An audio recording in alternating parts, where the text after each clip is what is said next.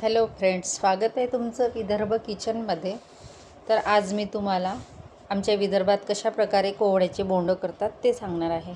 यासाठी शेतातलं मस्त असं कोहळं आणलेलं आहे. कोहळं एकदम पकलेलं आहे हे. चला मग रेसिपीला सुरुवात करू. सर्वात आधी कोहळं मी कट करून घेणार आहे. हे कोहळ्याचे बोंडं आमच्या विदर्भामध्ये कशा प्रकारे करतात, प्रत्येकाच्या पद्धती ह्या वेगवेगळ्या आहे. मी कशा प्रकारे करते ते तुम्हाला दाखवणार आहे. बघू शकता, कोहळं आपलं छान असं पकलेलं आहे. कोहळ्याचे दोन प्रकार असतात. हे बोंडं करण्यासाठी हे गोल प्रकारचं असते आणि जे भाजीला वापरतो आपण ते मोठं असते. त्याचे पण बोंडं होतात, पण या कोहळ्याचे बोंडं खूप टेस्टी लागतात. कोहळं आपण कट करून घेऊया.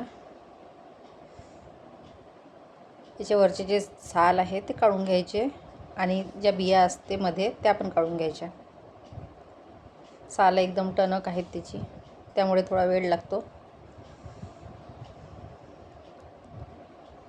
आणि याचे बारीक बारीक त्याच्या फोडी करून घ्यायच्या.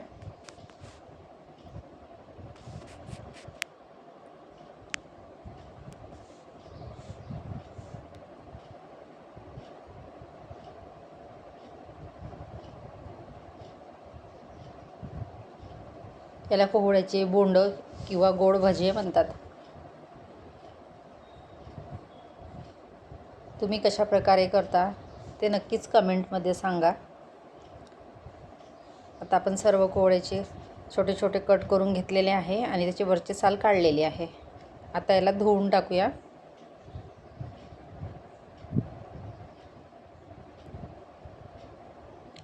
व्यवस्थित धुवून ते गंजामध्ये आपल्याला शिजवून घ्यायचे.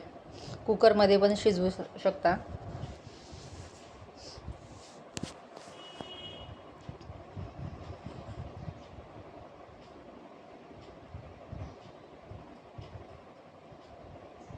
गॅसवर आपल्याला हे कमीत कमी 10 मिनटं शिजवून घ्यायचं आहे. लवकर शिजतात हे. याच्यामध्ये थोडं पाणी घातलेलं आहे शिजण्यासाठी.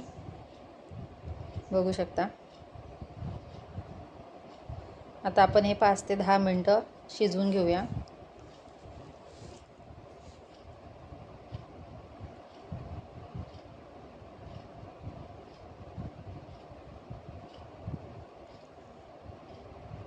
आता आपलं हे कोहळं शिजलेलं आहे व्यवस्थित. चमच्याने बघितलं ते छान शिजलेलं आहे. तर यामध्ये जे थोडं पाणी आहे ते पाणी काढून घेऊ. पूर्ण पाणी काढून घ्यायचं ते. तसे ते वाफेवर पण शिजतात, पण थोडं पाणी घातल्यामुळे ते व्यवस्थित शिजल्या जाते. आता यामध्ये आपल्याला साखर ॲड करायची. मी अंदाजानुसार 1 ते 1.5 वाटी साखर घेतलेली आहे. तुम्ही तुमच्या आवडीनुसार घ्या. कोणाला कमी गोड किंवा जास्त गोड लागते त्यानुसार. 1.5 वाटी साखर घेतलेली आहे आणि साखर हे पाणी सुटेपर्यंत आपण मिक्स करून घेऊया.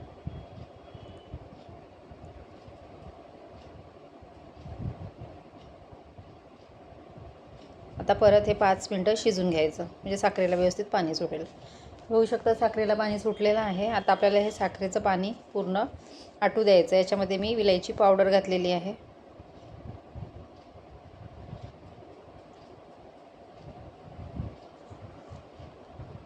पूर्ण साखरेचं पाणी ते आटू द्यायचं.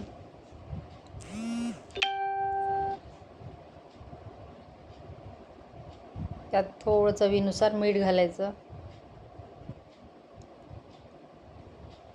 आता आपलं हे व्यवस्थित झालेलं आहे मिश्रण. ते थंड होऊ द्यायचं. कमीत कमी 5 ते 10 मिनटं थंड झालं.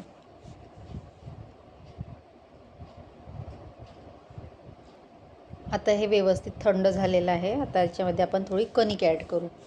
कणिक ॲड केल्यामुळे काय होईल की जास्त ते तेलकट होणार नाही. नाहीतर बिना कणकेचे जर गेले तर आतमध्ये भरपूर तेल राहील.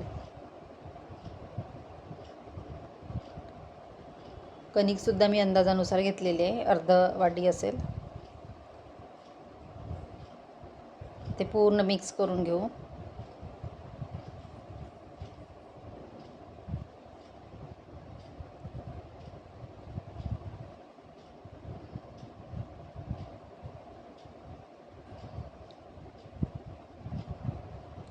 आता आपलं हे मिश्रण व्यवस्थित मिक्स झालेलं आहे. आता बोंडं तळायचे आहेत. यासाठी कढईमध्ये तेल घ्यायचं.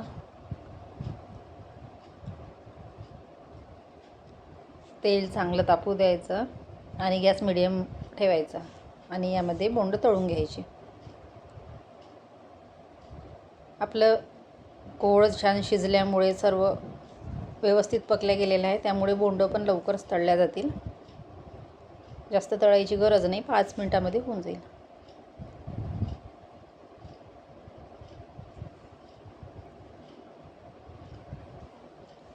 बघू शकता आपल्या बोंडाला छान सोनेरी रंग आलेला आहे.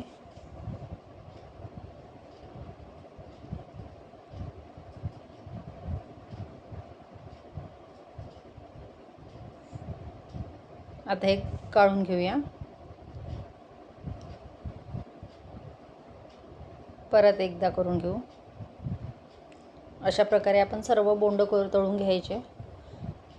रेसिपी आवडली असेल तर नक्कीच लाईक करा, शेअर करा, सबस्क्राईब करा.